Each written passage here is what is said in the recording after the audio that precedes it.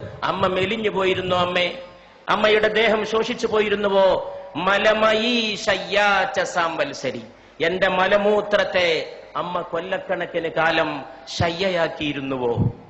ഇന്നത്തെ പാഠപുസ്തകങ്ങൾ ഇതൊന്നും തെരഞ്ഞിട്ട് കാര്യമില്ല. ഇന്നത്തെ വിദ്യാഭ്യാസത്തിൽ a+b²=a²+b²+2ab എന്ന് പഠിപ്പിക്കുന്ന തിരക്കിൽ അമ്മയാരെന്ന് പഠിപ്പിച്ചു കൊടുക്കാൻ ഒരു സംവിധാനവുമില്ല. അതുകൊണ്ട് അമ്മയെ വീടുകളിൽ നിന്ന് ആട്ടിപ്പുറത്താക്കുന്നവരൊക്കെ വിവരമില്ലാത്തവരും വിദ്യാഭ്യാസമില്ലാത്തവരുമാണെന്ന് ധരിക്കണ്ട. അവരൊക്കെ വലിയ ബഹുമതികളുടെ അക്ഷരക്കൂട്ടങ്ങളെ സ്വന്തം പേരിന്റെ അകമ്പടി ചേർത്ത് എഴുതി വെക്കുന്നവരും ബിരുദ കൂമ്പാരങ്ങളിൽ ജീവിക്കുന്നവരുമാണ്. പക്ഷെ അമ്മയെ തിരിച്ചറിയാൻ വേണ്ടത് വേറെ ഒരു ജ്ഞാനമാണ്, സ്നേഹത്തിന്റെ ഒരു ജ്ഞാനമാണ്. അമ്മ വീണ്ടും നിർബന്ധിച്ചപ്പോൾ ശങ്കരൻ ഒരു ശ്ലോകം ചൊല്ലി തന്റെ അമ്മക്ക് നന്ദി പറയുകയാണ് ചെയ്തത്. നമസ്തേ നമസ്തേ ജഗന്നാഥ വിഷ്ണു, നമസ്തേ നമസ്തേ ഗദാ ചക്രപാണേ, നമസ്തേ നമസ്തേ പ്രപന്നാർത്തിഹാരിൻ, സമസ്താപരാധം ക്ഷമസ്വാഖിലേശം, മുഖേ ചന്ദ്രഹാസം നഖേ ചന്ദ്രഭാസം, കരേചാരു ചക്രം സുരേഷാഭിവന്ദ്യം, ഭുജംഗേ ശയാനം ഭജേ പത്മനാഭം എന്ന് മകൻ ചൊല്ലുമ്പോ അമ്മയുടെ രണ്ട് കണ്ണിൽ നിന്നും കണ്ണുനീരിന്റെ പ്രവാഹമായിരുന്നു. അങ്ങനെയാണ് ആര്യാമ്പ കണ്ണടച്ചത് എന്ന് ചരിത്രം നമ്മോട് പറയുന്നു. പ്രവാചകൻ മുഹമ്മദ് നബി സല്ലല്ലാഹു അലൈഹി വസല്ലമയുടെ മുമ്പിൽ ചെന്ന് ഒരു ശിഷ്യൻ ചോദിച്ചു, ഞാൻ ആരോടാണ് ഏറ്റവും കൂടുതൽ നന്ദി കാണിക്കേണ്ടത്? ദൈവദൂതനായ മുഹമ്മദ് നബി സല്ലല്ലാഹു അലൈഹി വസല്ലം മറുപടി പറഞ്ഞു, നിന്റെ മാതാവിനോട്. ചോദ്യകർത്താവ് ചോദിച്ചു, പിന്നെ ആരോട്?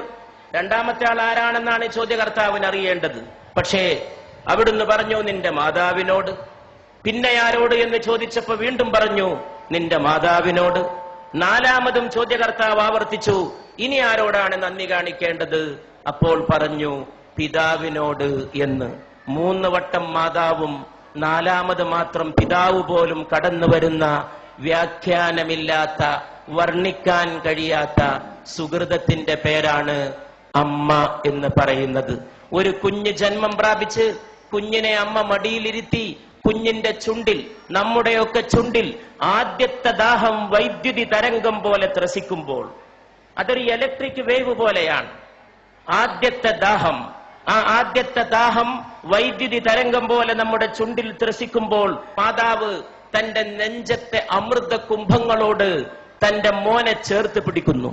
ചുണ്ടിന്റെ വൈദ്യുതിയുടെ ആദ്യദാഹം ത്രസിക്കുന്ന ആവേശത്തോടെ മാതാവിന്റെ ശരീരത്തോട് ചേരുമ്പോൾ അമ്മയുടെ ശരീരത്തിന്റെ ഓരോ സിരകളും ചേർന്ന് പാടുന്ന ഒരു സംഘഗാനമുണ്ട്. നീ അമ്മയാണ്, നീ അമ്മയാണ്, നീ അമ്മയാണ്. ഞാൻ വിശ്വസിക്കുന്നു ഈ ലോകത്തെ ഏറ്റവും വലിയ കലാമുഹൂർത്തം ആ സന്ദർഭമാണ്. The best artistic moment of human life, മാനവ ജീവിതത്തിന്റെ ഏറ്റവും ഉത്കൃഷ്ടമായ കലാമുഹൂർത്തം. അത് അമ്മയ്ക്ക് മാത്രം വശമുള്ളതാണ്, അതാർക്കും അവതരിപ്പിക്കാൻ കഴിയില്ല. ആ അമ്മയെ ആട്ടിപ്പുറത്താക്കുമ്പോൾ ഈ ലോകത്തെ ഓരോ മനുഷ്യനും ചിന്തിക്കാൻ കഴിയട്ടെ, 9.5 മാസത്തോളം നീ നിന്റെ മാതാവിന്റെ ഗർഭാശയത്തിൽ കഴിഞ്ഞ സമയത്ത് നിന്റെ ശരീരത്തിന് വേണ്ട ഊർജം നൽകാൻ, ആഹാരം നൽകാൻ അമ്മയുടെ ശരീരത്തിൽ നിന്നൊരു കേബിൾ വയറിട്ട് നൽകിയിരുന്നു നിന്റെ ദേഹത്തേക്ക്. ആ കേബിൾ വയറിലൂടെ നിനക്ക് ആഹാരം നൽകിയിരുന്നു, അന്നം നൽകിയിരുന്നു. അതിലൂടെയാണ് നീ ശ്വസിച്ചത്, അതിലൂടെയാണ് നീ പോഷകാംശം സ്വീകരിച്ചത്. നീ ജനിച്ചു വളർന്ന് വലിയ ആളായി ആകാശം മുട്ടുന്ന രീതിയിൽ വളർന്നപ്പോഴും നിന്റെ മാറത്ത് ദൈവം അതിന്റെ ഒരു മുദ്ര ബാക്കിയുണ്ടാകണമെന്ന് തീരുമാനിച്ചു. അതാണ് പൊക്കിൾ കുഴി. മാതാവിനെ ചവിട്ടാൻ കാലോങ്ങുന്നവന്റെ മാറത്തിരുന്ന് ഈ മുദ്ര തേങ്ങണം. ആ മുദ്ര മരിക്കുന്നവരെ, 9.5 മാസത്തെ ജീവത്യാഗത്തിന്റെ മുദ്ര, മനുഷ്യൻ മരിക്കുന്നവരെ അവന്റെ മാറത്ത് കിടക്കണം എന്ന് സർവേശ്വരൻ തീരുമാനിച്ചിരിക്കുന്നു. അച്ഛന്റെ മുദ്ര പോലും വേണമെങ്കിൽ ശരീരത്തിൽ നിന്ന് മാറ്റിയേക്കാം. മാതാവിന്റെ മുദ്ര എന്ന പൊക്കിൾ കുഴി മാറ്റാൻ ഈ ലോകത്ത് ഒരു ശസ്ത്രക്രിയ കൊണ്ടും സാധ്യമല്ല. അത്ര വലിയ അടയാളമായി അത് ജ്വലിച്ചു നിൽക്കുകയാണ്. ഈ നാട്ടിക കടപ്പുറത്ത് തടിച്ചുകൂടിയ സഹോദരങ്ങൾക്ക് മുമ്പിൽ എന്റെ വാക്കുകൾ അവസാനിപ്പിക്കുമ്പോൾ എനിക്കൊന്നേ പറയാനുള്ളൂ, ഈ ലോകത്തിന്റെ ഇന്നത്തെ ഏറ്റവും വലിയ പ്രശ്നം ഏതാണ്? ഒരുപാട് പ്രോജ്വലമായ കലാമുഹൂർത്തങ്ങൾ നമ്മുടെ നാടിനെ സമർപ്പിച്ച് ഈ നാടിന്റെ കലാഹൃദയത്തെ ത്രസിപ്പിച്ച മോഹൻലാലിന്റെ സാന്നിധ്യത്തിൽ, സത്യൻ അന്തിക്കാടിനെ പോലെ ഒരു നിമിഷത്തെ സ്നേഹത്തെ ഒരു യുഗത്തേക്ക് പ്രസരിപ്പിച്ച ഒരു തൂലികാകാരന്റെ സാന്നിധ്യത്തിൽ, കേരളത്തിന്റെ ഗ്രാമങ്ങളിൽ മുഴുക്കെ മുഴങ്ങിയ കൈതപ്രത്തിന്റെ സ്നേഹഗാനത്തിന്റെ സാന്നിധ്യത്തിൽ, ഒരുപാട് കുടിലുകളിൽ കഞ്ഞിയില്ലാത്തവന് കഞ്ഞി എത്തിച്ചു കൊടുത്ത് ഒരുപാട് മലയാളികൾക്ക് തൊഴിൽ നൽകിയ, സ്നേഹത്തിന്റെ പുതിയ വ്യാഖ്യാനം തീർത്ത യൂസഫ് അലി സാഹിബിന്റെ സാന്നിധ്യത്തിൽ, ഇവിടെ ഈ മഹാസ്നേഹ സമ്മേളനം സംഘടിപ്പിച്ച, അതിനുവേണ്ടി ത്യാഗം ചെയ്ത എന്റെ പ്രിയ സ്നേഹിതൻ, സ്നേഹത്തിന്റെ പ്രതാപം പോലെ ജ്വലിക്കുന്ന പ്രതാപന്റെ, അദ്ദേഹത്തിന്റെ സുഹൃത്ത് റഷീദിന്റെ, അവരുടെയൊക്കെ സഹപ്രവർത്തകരുടെ സാന്നിധ്യത്തിൽ ഞാൻ ചോദിക്കുന്നു. ഇവിടെ ചോദിക്കേണ്ട ചോദ്യം അതാണെന്ന് വിശ്വസിക്കുകയും അതിന് ഉത്തരം നൽകാൻ ശ്രമിക്കുകയും ചെയ്തുകൊണ്ട് ഞാൻ എന്റെ വാക്കുകൾ അവസാനിപ്പിക്കുകയാണ്. ഏതാണ് ഈ ലോകത്തിന്റെ ഏറ്റവും വലിയ പ്രശ്നം? അത് ദാരിദ്ര്യമല്ല. ഇഷ്ടം പോലെ പട്ടിണി ഇന്നും ലോകത്തുണ്ട്. എന്റെ അടുത്തൊരു ചെറുപ്പക്കാരൻ വന്നിരുന്നു, ഒട്ടകത്തിന്റെ മലദ്വാരത്തിലേക്ക് വായ ചേർത്ത് നിൽക്കുന്ന ഒരു സുഡാനീസ് ബാലന്റെ ചിത്രവുമായിട്ട്.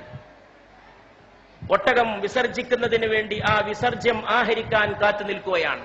ദാരിദ്ര്യത്തിന്റെ പരമകാഷ്ഠ, ഒട്ടകത്തിന്റെ മലദ്വാരത്തോട് വായ ചേർത്ത് വെച്ച് നിൽക്കുന്ന സുഡാനിലെ ബാലൻ. എന്നിട്ടും ഞാൻ പറയുന്നു, ദാരിദ്ര്യമല്ല ഈ ലോകത്തിന്റെ പ്രശ്നം. ഈ ലോകത്തിന്റെ പ്രശ്നം ഇന്ന് ഒരുപാട് നിരക്ഷരരുണ്ടെങ്കിലും നിരക്ഷരതയുമല്ല ഈ ലോകത്തിന്റെ പ്രശ്നം എന്ന് ഞാൻ പറയും. ഈ ലോകത്തിന്റെ ഏറ്റവും വലിയ പ്രശ്നം തൊഴിലില്ലായ്മയല്ലെന്നും ഞാൻ പറയുന്നു. ഈ ലോകത്തിന്റെ പ്രശ്നം സ്നേഹശൂന്യതയാണ്. അതിൽ നിന്നാണ് വർഗീയത ഉണ്ടാകുന്നത്, അതിൽ നിന്നാണ് ഭീകരവാദം ഉണ്ടാകുന്നത്, അതിൽ നിന്നാണ് തീവ്ര സങ്കല്പങ്ങൾ ഉണ്ടാകുന്നത്, അതിൽ നിന്നാണ് മാതാവിനെ ആട്ടിപ്പുറത്താക്കാനുള്ള അവസരമുണ്ടായിത്തീരുന്നത്, അതിൽ നിന്നാണ് അച്ഛനെ അവഗണിക്കാൻ തോന്നുന്നത്. മാതാവിന്റെ കാൽച്ചോട്ടിലാണ് സ്വർഗം എന്ന് പ്രവാചകൻ പറഞ്ഞു. മാതാപിതാക്കൾക്ക് പ്രായമെത്തിയാൽ അവരോട് ഛെ എന്ന വാക്ക് പോലും പറയരുത് എന്ന് ഖുർആൻ വിലക്കി. ഛെ എന്ന ഒരു വാക്ക് മതി വേദനിപ്പിക്കാൻ. നീ നിന്റെ അച്ഛനെ തൊഴിക്കണമെന്നില്ല, ഒരു വാക്ക് മതി വേദനിപ്പിക്കാൻ. വാക്കുകൊണ്ടുപോലും നീ അവരെ വേദനിപ്പിക്കരുത്. ദൈവത്തോട് നന്ദി ചെയ്യുന്ന പോലെ നീ നിന്റെ മാതാപിതാക്കളോട് നന്ദി ചെയ്യണം എന്നും ഖുർആൻ തുടർന്ന് കൽപ്പിക്കുന്നു. അതുകൊണ്ട് പ്രിയപ്പെട്ടവരെ, ഇന്നത്തെ ലോകത്തിന്റെ ഏറ്റവും വലിയ പ്രശ്നം സ്നേഹശൂന്യതയാണ്. അത് ഓർമ്മിപ്പിച്ച വലിയ ഒരു അമ്മയെയും ഞാൻ ഓർക്കുന്നു. അത് മദർ തെരേസയാണ്.